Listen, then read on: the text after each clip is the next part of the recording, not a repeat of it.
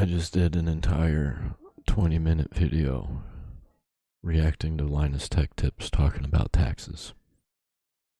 And I actually had to come up with some things to say. And I didn't hit record.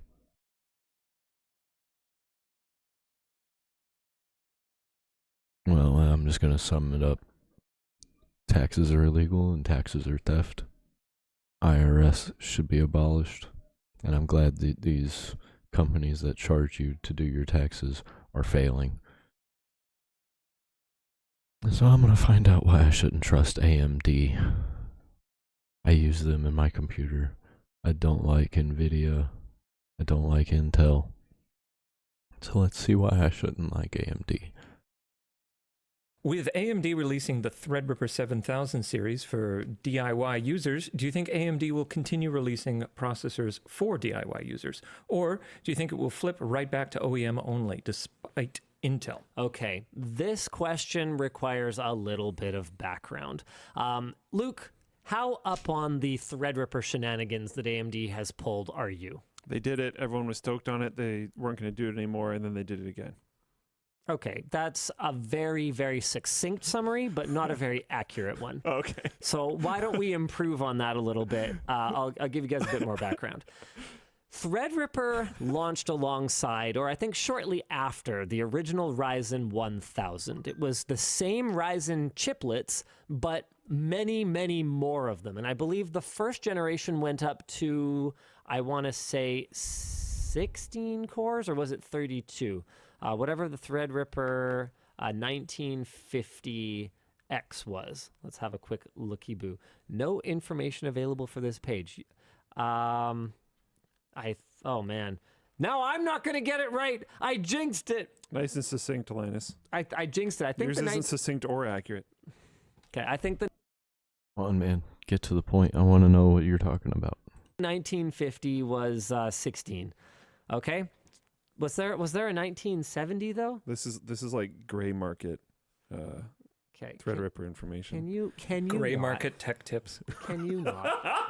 Threadripper was a CPU. No, I was accurate. The first family went up to 16 cores, and the 1950X. Okay. What was cool about Threadripper was that compared to consumer platforms, it had more.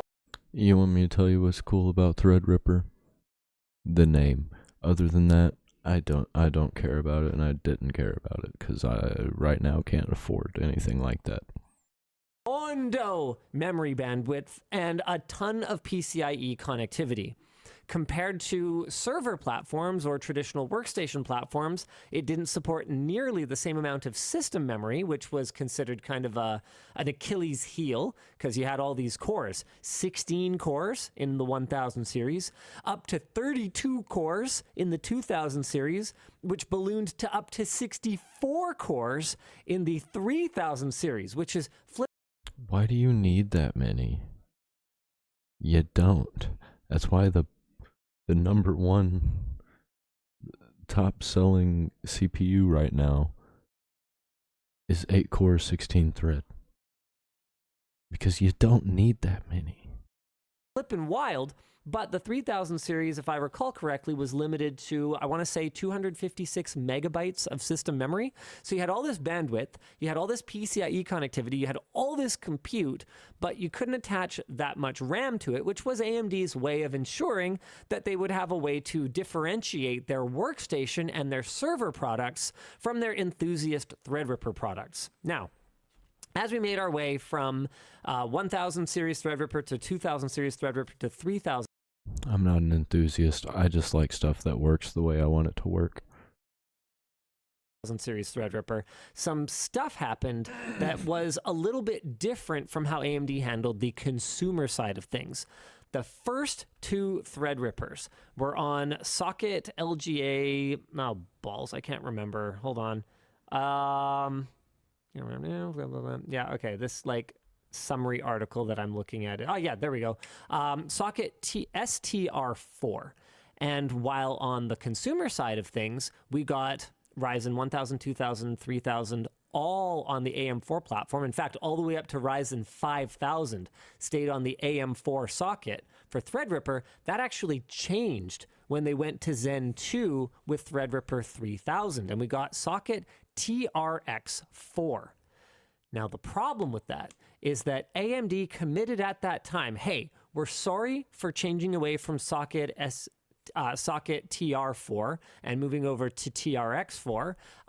Our bad. We know we want to have better socket continuity than Intel, and all we managed to do was Zen and Zen Plus on this one. We're going to do better next time. And then they promptly did not do better at all. Not.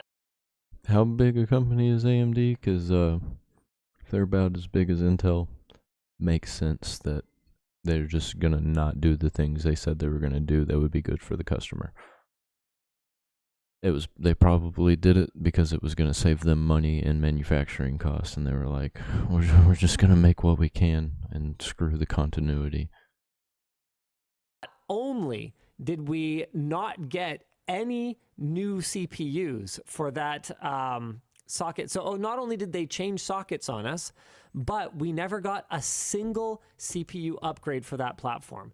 Threadripper 3000 never got a follow-up, and from my understanding, based on leaks, based on rumors that I have personally participated in, it's not because they weren't done.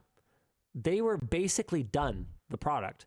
See, this is why I don't get the brand new stuff that just came out, because you never know what you're going to get, and it's usually going to, you never know if they're just going to stop making the thing that just like, oh, hey, we got this new socket, and then they just never make it again. I like that upgradability, and I like knowing that I can upgrade it before I get the part. So that's a no for me on anything that's changing from the norm unless it's already been established. So updated Zen 3 chips for STRX4, and they just didn't release them because it wasn't nearly as profitable as releasing workstation or server chips under the Threadripper Pro branding, which would come later, actually 2.5 years later, on socket W for workstation, WRX8. So what we got was Threadripper 1000 on STR4, Threadripper 2000 on STR4, Threadripper 3000 along with a big boatload of broken promises on STRX4, and then we got Threadripper 5000 Pro only on that workstation platform. And they just never bothered with Threadripper 5000 non-Pro, which was a giant loogie in the face of everyone who invested in STRX4, like me, to the tune of like a dozen workstations expecting to have upgrades available for it, which never arrived. Because for video editing, we do need a fair amount of system memory, but we don't need more than, I forget if it was 256. I think it was 256 gigs of RAM. That's actually lots for us. We're not doing simulation work or AI work or anything like that. It's plenty for video editing. We just want the performance, and we want the PCIe connectivity so we can plug in extra devices like high speed fiber optic network cards and stuff like that. So what was the question again? Right.